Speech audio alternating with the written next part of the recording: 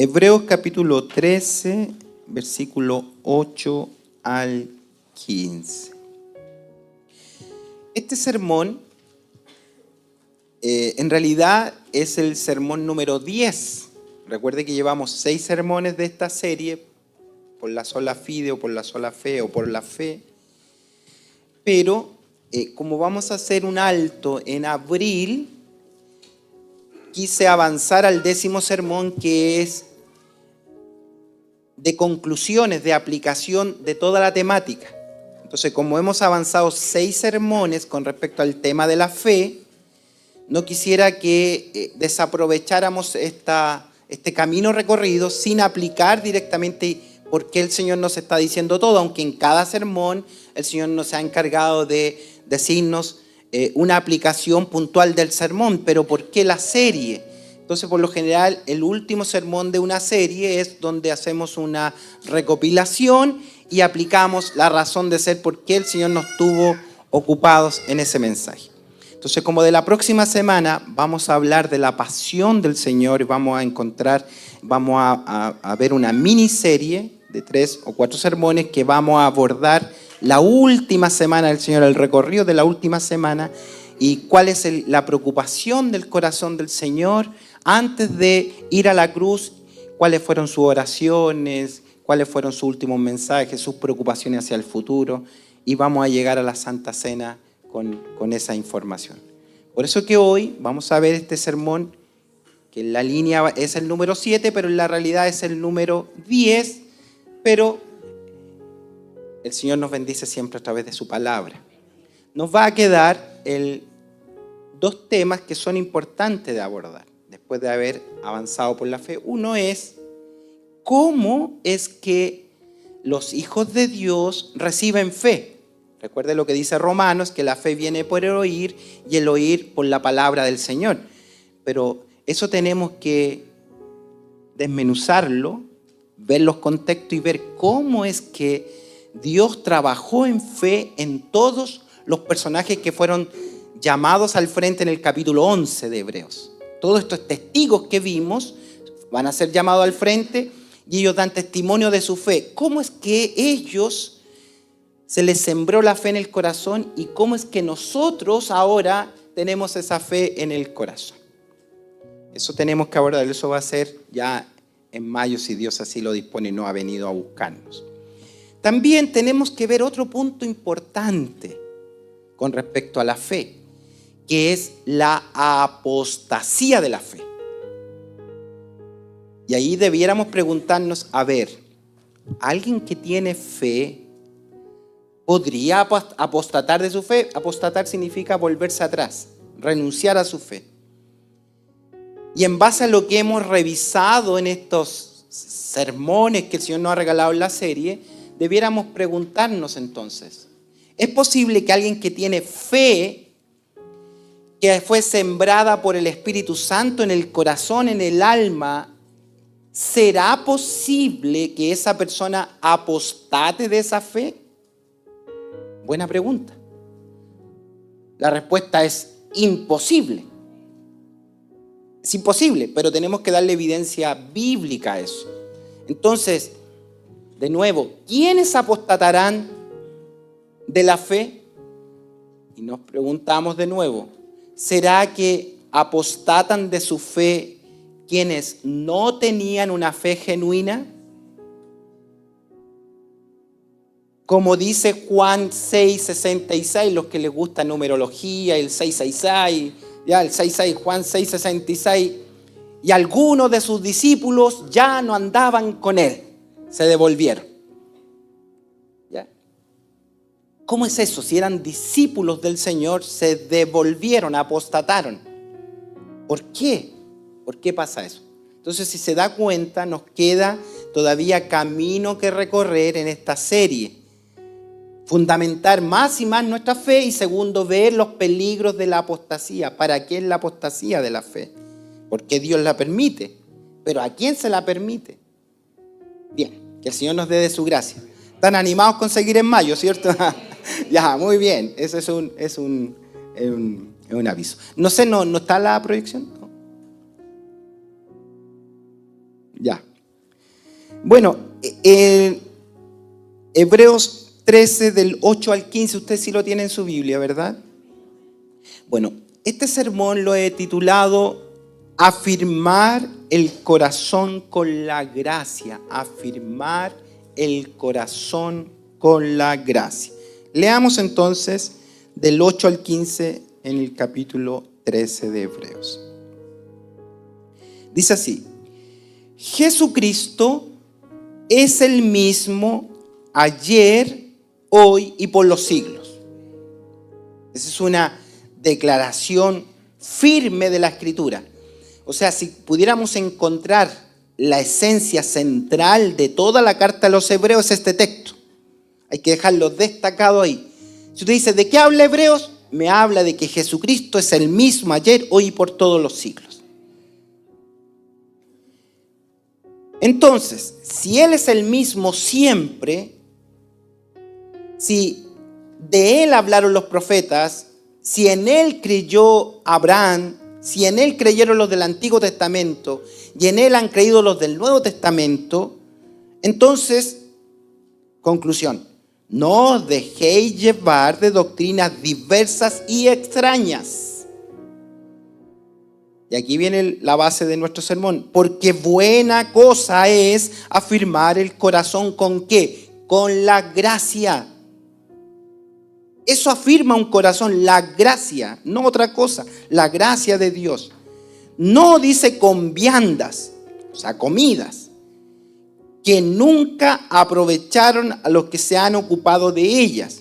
Se refiere a los que comen comidas sagradas. Tenemos un altar del cual no tienen derecho de comer los que sirven en el tabernáculo. Porque los cuerpos de aquellos animales cuya sangre a causa del pecado es introducida en el santuario por el sumo sacerdote, son quemados fuera del campamento. Por lo cual también Jesús, para santificar al pueblo mediante su propia sangre, padeció fuera de la puerta. Se refiere que murió fuera de Jerusalén, fuera del santuario, fue a morir al Gólgota, fuera, simbolizando lo que se había hecho en las prácticas del Antiguo Testamento. Y concluye, y esta es la gran conclusión, no solo de este sermón, sino de toda la serie. ¿Qué vamos a hacer entonces? Salgamos, pues, a Él, fuera del campamento, llevando su vituperio. Porque no tenemos aquí ciudad permanente, sino que buscamos la porvenir. Así que ofrezcamos siempre a Dios por medio de Él sacrificio de alabanza, es decir, fruto de labios que confiesen su nombre. Amén. Tengamos una palabra de oración por esta palabra, hermano Cristian. Señor, te damos gracias en esta hora por la bendición de tu palabra, por oírla. Sabemos que solamente al leer esta palabra santa somos bendecidos. Queremos que tu palabra nos enseñe, como ha sido siempre hasta esta hora, Dios mío, que podamos encontrar en ella la verdad que nos hace libre, podamos encontrarte a ti, que eres la verdad. Permite, Dios mío, que nuestra atención esté concentrada en esta palabra. Queremos, Señor, amarte más a través de este mensaje. Queremos, al momento de paladear cada una de estas palabras, conocerte, Señor, mirarte y poder decirte que te amamos, Señor, a través de estas enseñanzas. Pedimos, Padre Santo, que cualquier inquietud en nosotros sea resuelta a través de este mensaje. Permítenos acercarnos ante tu trono a través de esta palabra que hoy día nos enseñarás. Gracias, Señor. Usa a nuestro pastor grandemente conforme a tu Espíritu Santo. Gracias, Señor. Te lo pedimos a través de Cristo nuestro Salvador. Amén. Amén. Bien. Llevamos entonces 7 sermones. Estamos en el 7º sermón de esta serie que hemos titulado Por la sola fe. Y es tan relevante tener bases sólidas a nuestras creencias, porque lo que hacemos está determinado por lo que creemos. Lo que usted cree es cómo va a sustentar el diseño de su camino. Y el problema está en que si su base de creencia es errada, todas sus acciones van a ir por un camino errado. Y dijimos, y lo hemos sido reiterativos en los sermones, que es demasiado relevante para la iglesia establecer bases sólidas a la fe. Porque nuestro propio Señor Jesucristo se encargó de avisarnos, de alertarnos, de informarnos para que no vivamos autoengañados, que al final del camino, cuando Él venga, van a llegar algunas personas a su presencia y le van a decir: en tu nombre hicimos. Tuvimos una religión, tuvimos una denominación, fuimos fieles a lo que nos enseñaron, nos amarramos a esto. Y van a decirle muchas cosas: en tu nombre echamos fuera demonios, en tu nombre profetizamos, hablamos. ¿Y qué va a decir el Señor? No te conozco. Esas personas vivieron toda su vida autoengañados, tan autoengañados que llegan a la presencia del Señor y le enroscan en su cara que trabajaron para Él. Estaban convencidos, eran honestos en lo que creían, honestos, pero honestamente equivocados. ¿Por qué? Porque su base de creencia era errada y vivieron autoengañados, y el Señor da la sentencia: váyanse de mí, obradores de maldad. Váyanse a las tinieblas, vivan en tinieblas, no en luz. Porque la luz vino y ustedes amaron más las tinieblas que la luz. Quisieron tener un evangelio a medida. Quisieron tener una vida religiosa a su antojo y no conforme lo dicta la palabra del Señor. Entonces, lo que creemos va a determinar nuestras acciones. Y es muy peligroso transformarnos en religiosos. Es muy peligroso. Entonces, tenemos que solidificar nuestra fe en base a una cosmovisión cristiana. ¿Qué es lo que es cosmovisión? Cuando hablamos de cosmovisión hay que decir que la cosmovisión tiene que ver es como la visión del cosmos, cómo nosotros entendemos todo, el universo. Cosmos es universo, la visión del universo. Y para entender el universo tenemos que hacernos 4 preguntas que tienen que tener 4 respuestas. La primera pregunta es: ¿de dónde venimos? ¿De dónde venimos? No de su casa, por favor. No. El universo, ¿de dónde viene? Entonces, eso va a determinar el origen. ¿De dónde venimos? Segunda pregunta: ¿y para qué estamos aquí? O sea, ¿cuál es el propósito? ¿Para qué estamos aquí? Tercera pregunta,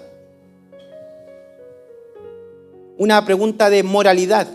¿Qué es bueno o qué es malo? ¿Quién define eso? Y la última pregunta, la despedida de este mundo. ¿Para dónde nos vamos? Entonces, voy a poner la cosmovisión de un ateo, respondiendo a estas 4 preguntas. ¿De dónde venimos? ¿Somos materia?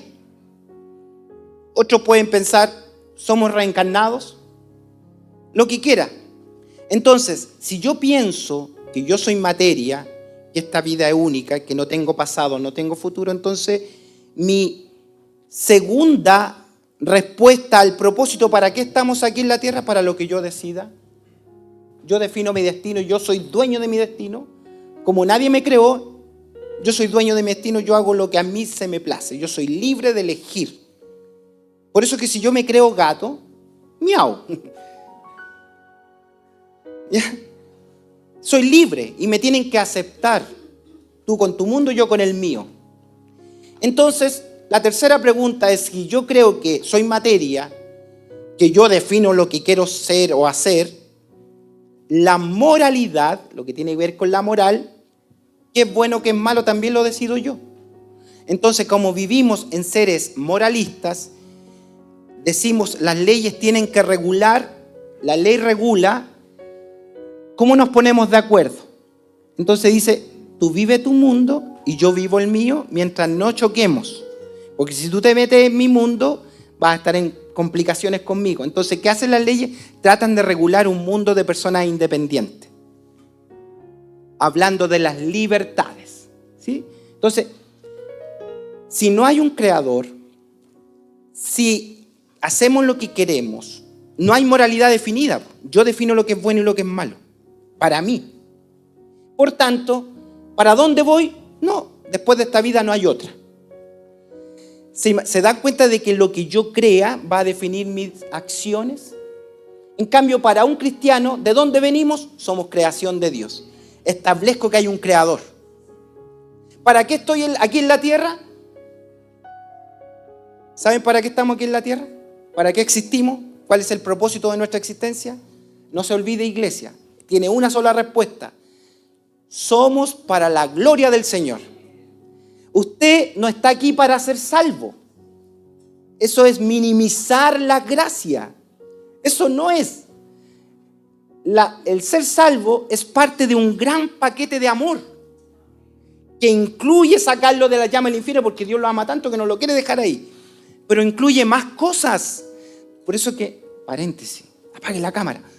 Yo no entiendo esos cabezones porfiados andan peleando. ¿Se pierde o no se pierde la salvación? Así hablan. Oh, este es del que creen que no se pierde la salvación.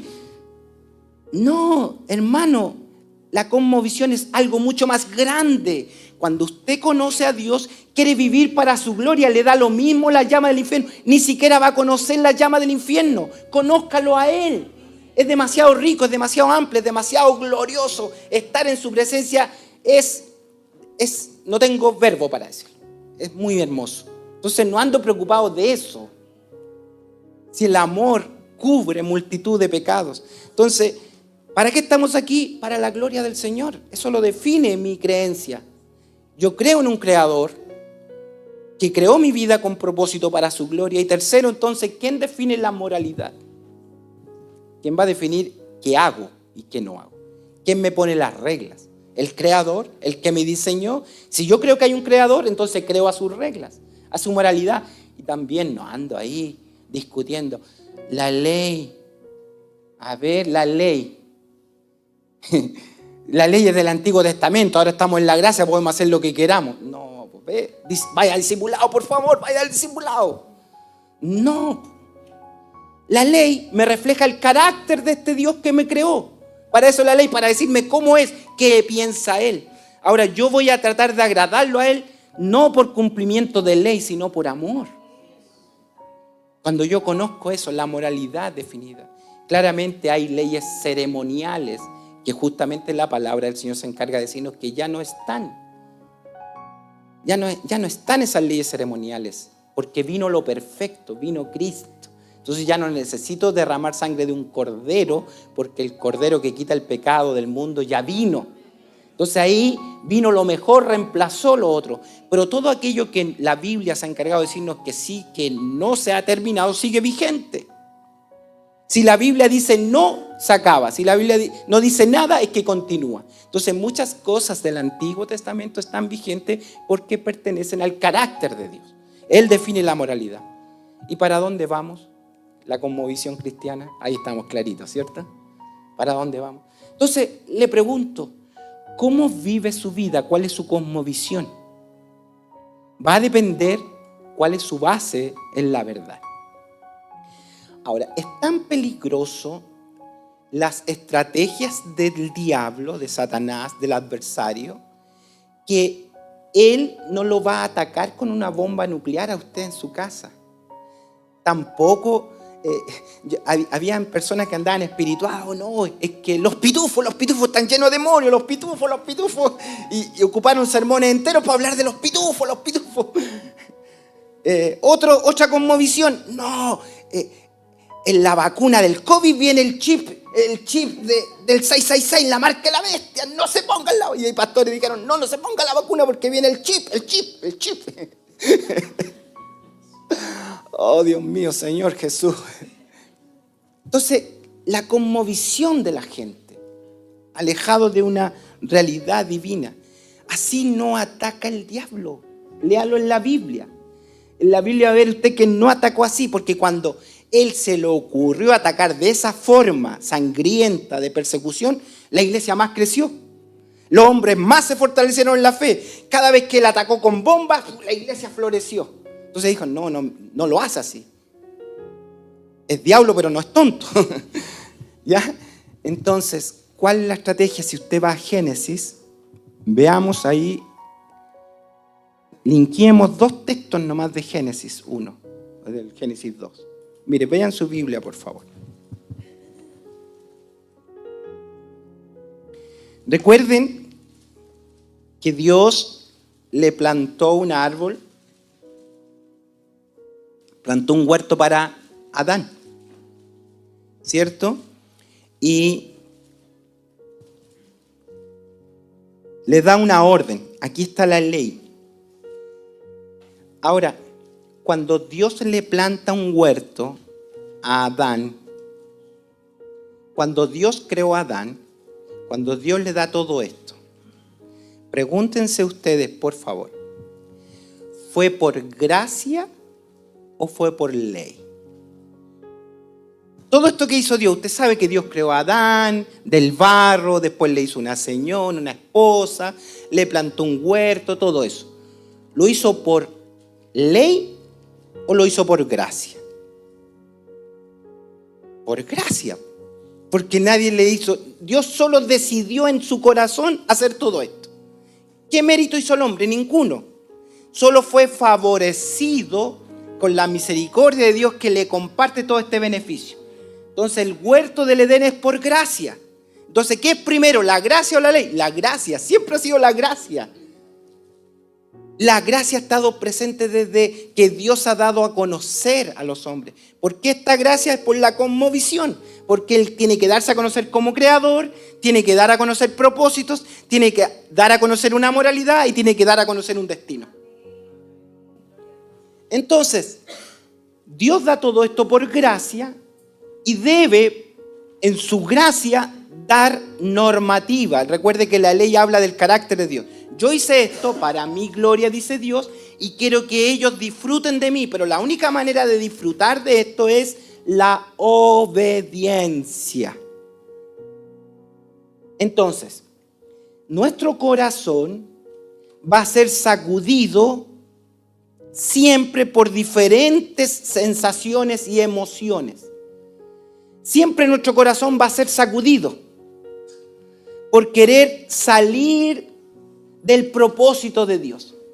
Vean lo que dice Dios en el Génesis 2, versículo 16. Y mandó Jehová Dios al hombre diciendo, léanlo ahí, por favor, tienen que subrayarlo. De todo árbol del huerto del Edén, del huerto podrás comer, mas del árbol de la ciencia del bien y del mal no comerás, porque el día que de él comieres, ciertamente morirás. ¿Está claro? El precepto divino, la ley, está claro ahí. Veamos cómo Satanás quiere mover el corazón, porque esto que está aquí, que les acabo de leer, es cómo se afirma el corazón con la gracia. Recuerden que este sermón se llama afirma el corazón con la gracia. Entonces, ¿cómo afirmo el corazón de la gracia? Cuando mi corazón está unido al mandamiento. Y el mandamiento es el carácter de Dios. Mi corazón está unido al corazón de Dios por su palabra. ¿Sí? Usted no está unido al corazón de Dios solo cuando cantan el corito que le gusta. No, está lleno de la gloria del Señor y cantamos, adoro al Señor. Eso es una emoción que puede ser de minutos, porque al rato cantan el tema que a usted no le gusta. Sube el volumen, no sé lo que quiera. Entonces, ¿ve que somos inestables? Entonces, en este mandamiento está unido el corazón de Adán con el corazón de Dios. Ahora, ¿quién va a buscar desestabilizar ese corazón? El engaño. La verdad es la que estabiliza el corazón, el engaño es el que lo mueve, lo hace sucumbir. ¿Y cómo trabaja el diablo? Véanlo al frente de este versículo, en el capítulo 3. Mire, casi al frente de lo mismo que leímos, no sé qué Biblia tiene, pero casi al frente en el capítulo 3 está: pero la serpiente era astuta más que todos los animales del campo que Jehová Dios había hecho, la cual dijo a la mujer, compare, con que Dios os ha dicho, no comáis de todo árbol del huerto. ¿Leyeron? Compárenlo, o sea, ni siquiera yo quiero predicarlo, quiero que usted lo lea con sus ojitos. Compare el texto. ¿Qué dijo Dios? De todo árbol del huerto podrás comer. Mire cómo se mueve el corazón. Con que Dios les dijo, no comáis de todo árbol del huerto. Y podríamos seguir el análisis, solo quiero plantear eso. Que cómo Satanás, el diablo, el adversario, viene a mover el corazón de los hijos del reino, los hijos de Dios, trata de mover el corazón tergiversando pequeñas cosas que casi pasan inadvertidas. Porque le dijo lo mismo, pero le dio vuelta a las palabras y le cambió el sentido a la orden de Dios. Con que Dios os ha dicho que no coman de todo árbol. Dios no había dicho eso. Pero parece que eso fue. Y esto multiplíquelo por toda la historia y podemos ir revisando la Biblia texto a texto y viendo como siempre la estrategia es la misma. Lo va a encontrar usted en el ministerio del Señor Jesucristo, que hace exactamente lo mismo con el Señor Jesucristo. Y no fue esta vez el diablo que vino a tentar a Jesús. Los que están discipulados se van a dar cuenta la próxima semana que fue el Espíritu Santo que había preparado un encuentro con el adversario y dijo, vamos a ir a confrontar a este. Dice, fue llevado por el Espíritu donde el tentador. Y llega ahí y él tiene sus versiones propias según San Satanás. Y dice, le hace 3 tentaciones. Tergiversando la verdad, y viene la verdad a relucir otra vez para estabilizar el corazón. De eso tenemos que aprender, que siempre lo que va a sostener su vida en la gracia no son las tradiciones, no son las formas, no son los letreros, no, jamás ha sido. Lo que afirma un corazón en la gracia es la sólida verdad de la palabra del Señor, inerrable. Por eso que cuando la palabra de Dios viva, veraz, absoluta, se aleja del púlpito y se coloca aquí tradición, los hombres corren riesgo de que su corazón sea inestable, que su vida sea como una hoja seca llevada para acá y para allá, y que su cosmovisión dependa de lo cultural, de lo que oyó, de lo que dijo alguien, y queda anclado a una idea cultural más que a la sólida verdad inerrable de la palabra del Señor. Que el Señor nos ayude. Cuando Adán estaba en obediencia, Dios le estaba pidiendo, me gustaría estar en una clase discipulado, pero usted la anote, las 3 P de la obediencia. La obediencia tiene que ser personal. ¿Se ha dado cuenta esa gente que siempre le coloca la obediencia a los demás? Tú tenés que hacer esto, tenés que orar. ¿Y por qué no oráis? Tenés que ir a la iglesia. Pero la obediencia no se puede imponer, la obediencia es personal. La obediencia no es un día, es perpetua, es permanente. Dios quiere que usted, si sembró la verdad en su corazón, se permanezca en esa verdad y su corazón no sea inestable. ¿Cómo un día usted va a decir cree y otro día no cree? Cuando alguien dice creo y después no creo, es que nunca creyó. Ese es el problema. Ese es el grave problema de la religión. Que hay personas que creen un día y al otro día no creen. Que un día es estable y otro día inestable. Es que nunca fue nada. Y eso es lo más peligroso. Y es mejor que se lo diga el pastor, el predicador ahora, que se lo diga el Señor allá cuando llegue. Es mucho mejor que yo me ponga colorado y no me quiera, a que se lo diga el Señor, porque allá lo manda a las tinieblas para la eternidad. Y aquí tiene tiempo de venir a la verdad y solidificar su fe en la sólida verdad, afirmar su corazón. Hoy que es tiempo, que su cosmovisión tenga solidez. Y esa obediencia no puede ser parcial. Algunas cosas que me convienen obedezco y las que no obedezco. La obediencia tiene que ser perfecta. Es absoluta. Esas son las tres. P, personal, perpetua y perfecta. Tiene que ser así. Si no tiene esos componentes, dude de su creencia. Lo he dicho tantas veces y espero que usted lo grabe ahí en algún lugar del corazón. Que a veces los que decimos creer llegamos solo al nivel de demonio. Porque los demonios creen y tiemblan. Nosotros ni siquiera temblamos.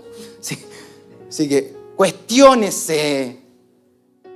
Por eso que hemos entrado por la sola fe a esta serie para revisar qué es la fe. Después trajimos al frente en cada sermón a testigos que nos hablaron. ¿Qué nos hablaron en Hebreos 11? Lo primero que dijimos de Hebreos 11 es algo que tenemos que sacar de todos los libros, de todo nuestro concepto. El capítulo 11 de Hebreos: no están los héroes de la fe, porque no hay héroes de la fe, porque nadie produce fe. Lo que yo produzco son obras de la carne. El fruto del Espíritu es el que coloca fe. Entonces no soy ningún héroe, soy un mendigo de la gracia. Soy un mendigo, un perdido que por la misericordia del Señor fui rescatado y me colocaron. Ahí se me colocaron una vacuna, la vacuna de la fe. Él se me colocó un chip. El chip. Él me lo colocó, me colocó fe, me selló, pero le dice de otra manera, lo selló con el sello del Espíritu. Las arras del Espíritu fueron colocadas en mí para que yo crea, para que no sea inestable, para que no sea vacilante, para que no sea hoja seca, para que mi cosmovisión no cambie, sea una sola, desde principio hasta el final, personal, perfecta y perpetua, obediencia. Dios les dijo que si ellos desobedecían iban a morir. Y esta muerte nosotros siempre lo pensamos en lo físico, pero mire la trascendencia que tiene. Ellos murieron legalmente, fallaron el mandamiento. Murieron naturalmente, físicamente, pero murieron eternamente. Por eso que viene Jesucristo a rescatarnos e inmediatamente en el mismo capítulo 3 viene la proclamación del Evangelio. De inmediato se cae el hombre, está condenado, muerto, y de inmediato viene la misericordia del cielo preparada de antemano en la cosmovisión cristiana. Dios viene a dar a conocer algo. Génesis 3:15. Lo que llamamos el protoevangelio. La primer anuncio evangelio. Hay una cruz, como dice el apóstol Pedro, destinada desde antes de la fundación del mundo. Y va a llegar el día en que en una cruz va a ser crucificado la simiente verdadera.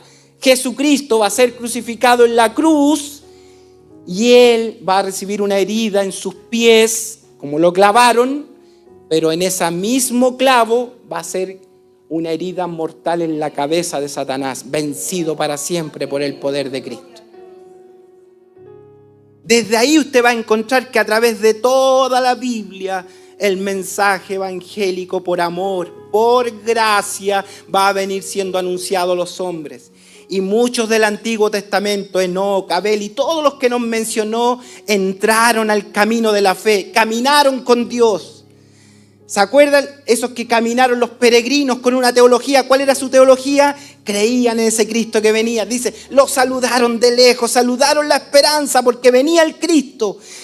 No, más nos dice que ellos tenían una cosmovisión tan clara, nos decía Hebreos 11, que ellos, aunque eran dueños de toda esa tierra, dice que Abraham no quiso nada de este mundo. Aunque se podría haber construido una hacienda, vivió en tienda de campaña porque su corazón estaba puesto en una patria celestial, en una ciudadanía. y saludó desde lejos. ¿Y cómo fueron salvos todos ellos? Todo el Antiguo Testamento, los que creyeron a esta promesa, fueron salvos, igual como usted es salvo. Pero es que Cristo no había venido, pero ellos tenían fe que venía. Y yo estoy después, 2000 años después, igual que Abraham. Abraham estaba 2000 años antes y miró a Cristo en la cruz. Y yo estoy 2000 años después y estoy mirando a Cristo en la cruz. Y por el mismo Cristo soy salvo. Por la misma gracia. Ellos afirmaron su corazón poniendo su esperanza en la gloria eterna. ¿Y en qué afirma usted su corazón? Que el Señor nos ayude, que el Señor nos dé de su gracia, que nos dé de su cobertura. Por eso que el versículo 8 es clave. ¿Qué nos dice el versículo 8 de la palabra el día de hoy? Jesucristo es el mismo ayer, hoy y lo va a ser para siempre. Este Cristo bendito, la verdad plena, se manifestó en la Escritura de una forma verbal, audible para algunos, otro escrito en libros, pero Juan lo presenta como tal, que esa palabra, como dice Hebreos 1, esa palabra tomó forma. Entonces dice el verbo, la palabra, ahora se hizo carne. La podemos ver física. Eso es como que sus palabras tomaran forma. Que usted lo que diga se hace cuerpo. Eso es, Dios habló, que es el verbo, pero ese verbo tomó forma real. Y habitó entre nosotros y vimos su gloria, gloria como del unigénito del Padre. Jesucristo es el mismo ayer, hoy y por los siglos. ¿Qué estaba pasando con los hebreos? ¿Qué estaba pasando con ellos? Ellos tenían una teología extraña. Por eso es que siempre decimos no le tenga temor a la teología, ni a la palabra teología debe provocar urticaria alguna. No. Hablamos de los peregrinos con teología.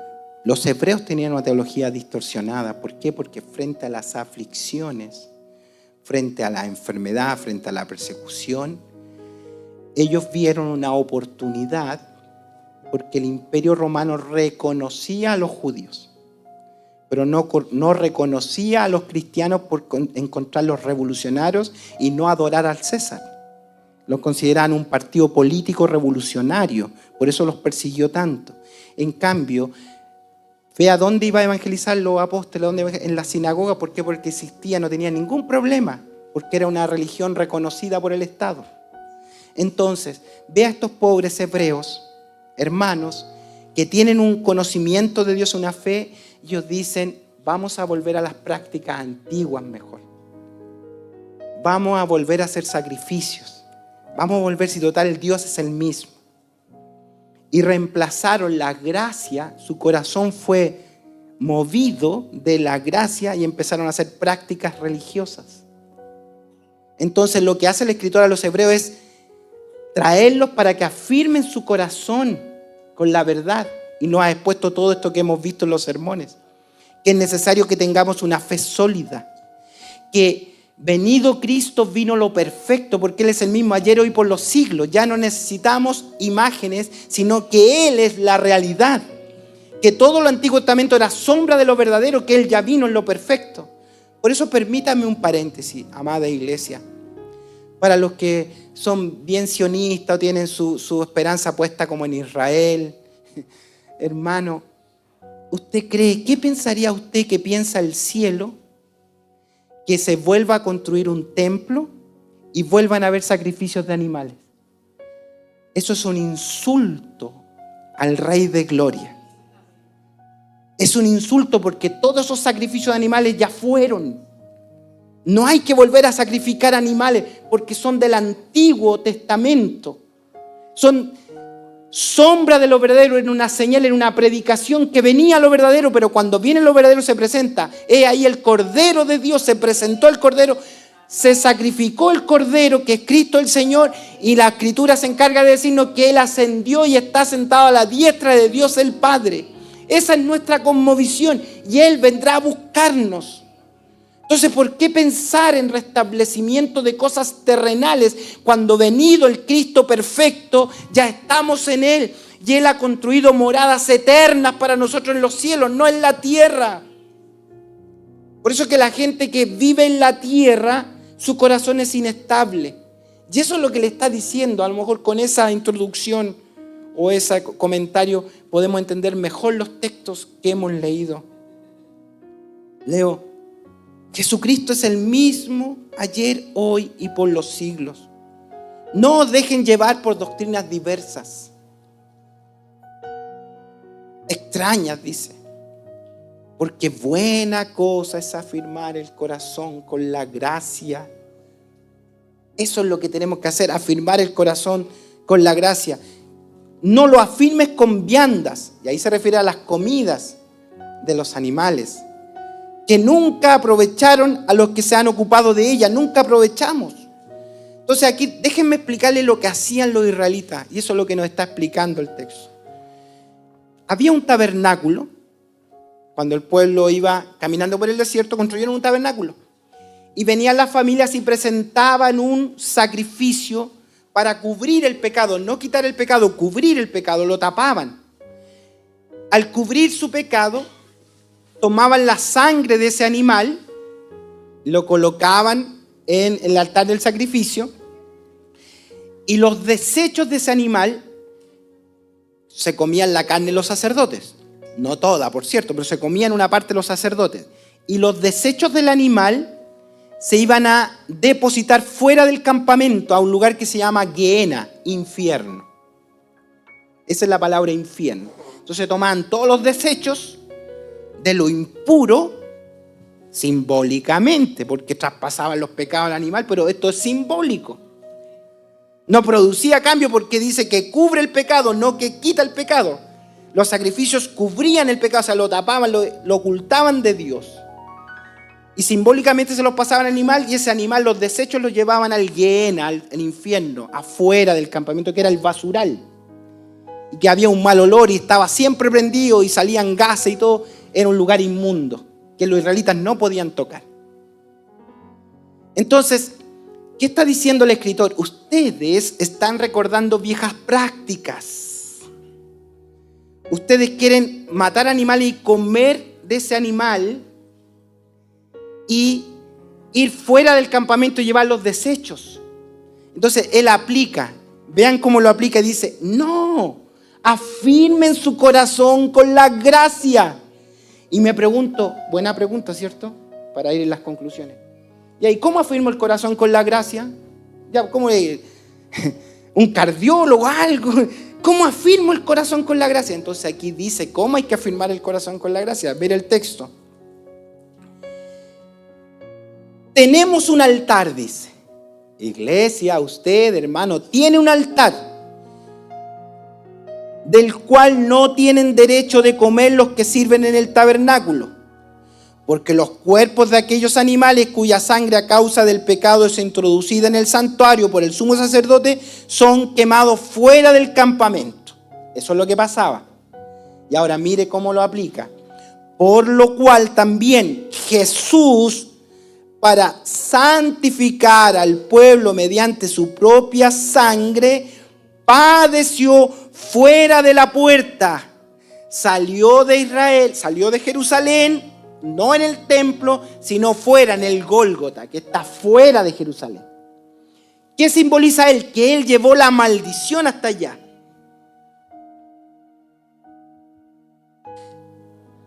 Por lo cual también Jesús, para santificar al pueblo mediante su propia sangre, padeció fuera de la puerta. Que el Señor nos dé de su gracia. Entonces hay una tremenda exhortación aquí de la necesidad de tener una fe sólida en nosotros. Yo hice una parafrasis de los versículos 9 hasta adelante, solo voy a parafrasear, o sea, colocarlo en versión NP, para que lo entendamos nosotros. Tengan cuidado con los que quieren arrastrarlos otra vez a la participación en aquellas cosas sacramentales que de ninguna manera van a efectuar vuestra santificación. Tengamos cuidado de eso. Cuando el predicador de turno o su pastor, si yo les dijera, hermano, esto santifica, esto es lo que cambia, esto es lo que hace nuevas las cosas, esto, y yo le empiezo a hablar de religión, de prácticas ceremoniales como necesarias para la santificación, yo voy a estar equivocado. Porque Jesucristo ya salió fuera del campamento, dice, y Él llevó mi maldición, Él ya fue al lugar maldito para traerme ahora la gracia. Entonces, ¿cómo yo voy a inculcarle a usted prácticas religiosas para su santificación? Dicho sea de paso, usted no provoca santificación. ¿Con ayunar? Sí, el ayuno provoca... No provoca santificación. ¿Dar horas de rodillas? No provoca santificación. No. Somos santificados por la obra del Espíritu en nosotros. Lo que hace la oración es acercarnos al Dios santificador, sí. Lo que hace ayunar es acercarnos al Dios que purifica, sí. Pero la acción misma no hace ese efecto. Amén.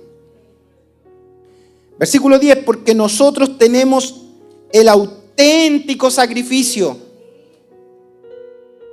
Así que si la hermana dice, no, es que yo corría, atravesaba ríos, yo aunque estuviera lloviendo, tronando, llegaba allá y parece que eso le da méritos en la meritocracia. No, por favor. Es que yo llevo 50 años. Jesucristo es el mismo ayer, hoy, por los siglos, te gané.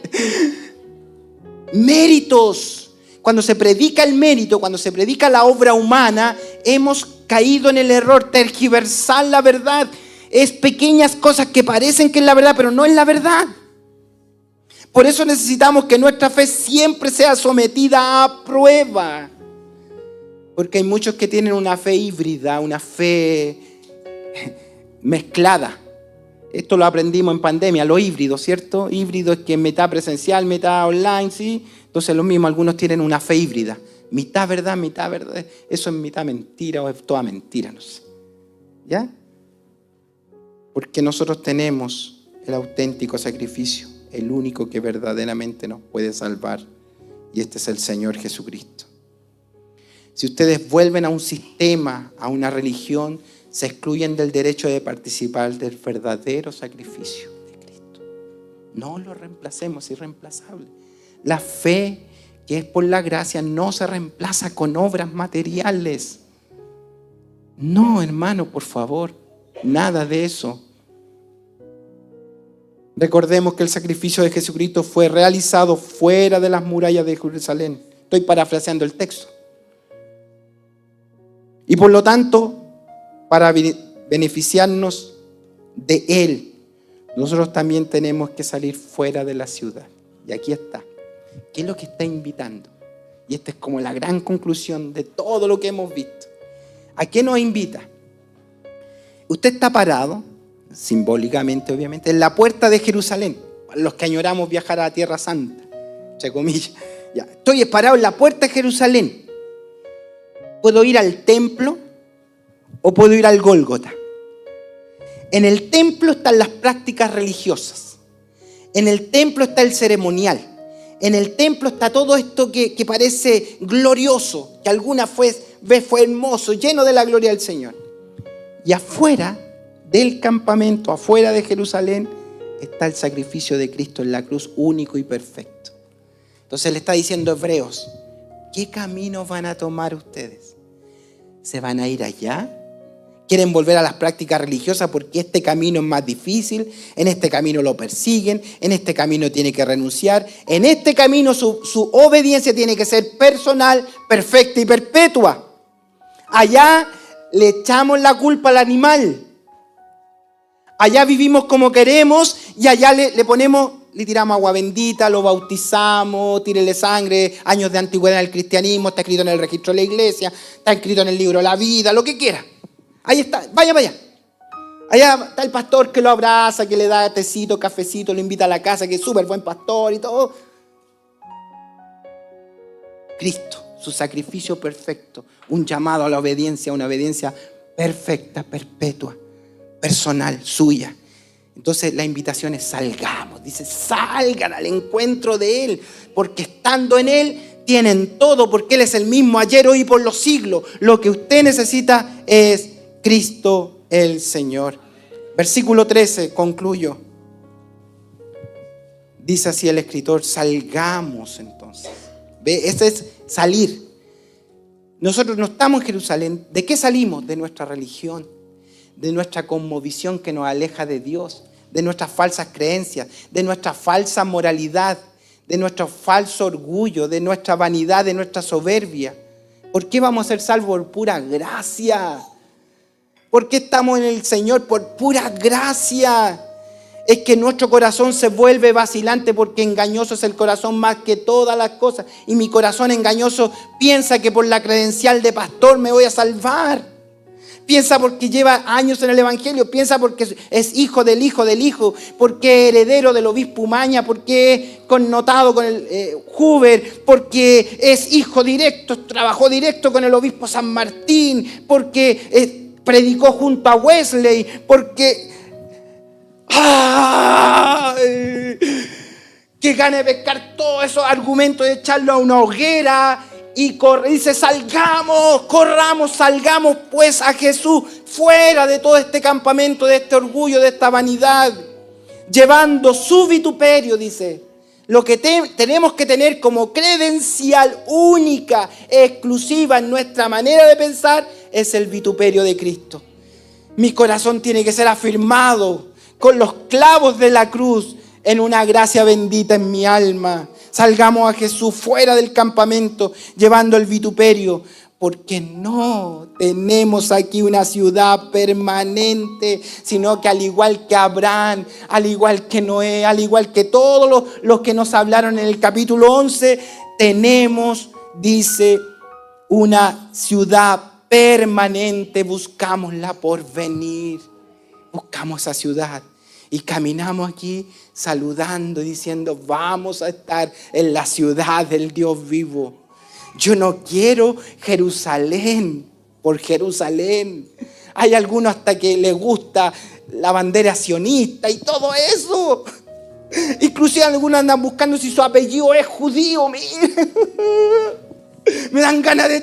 ¡pa! Me baja todo el viejo hombre, pero me acuerdo que soy pastor.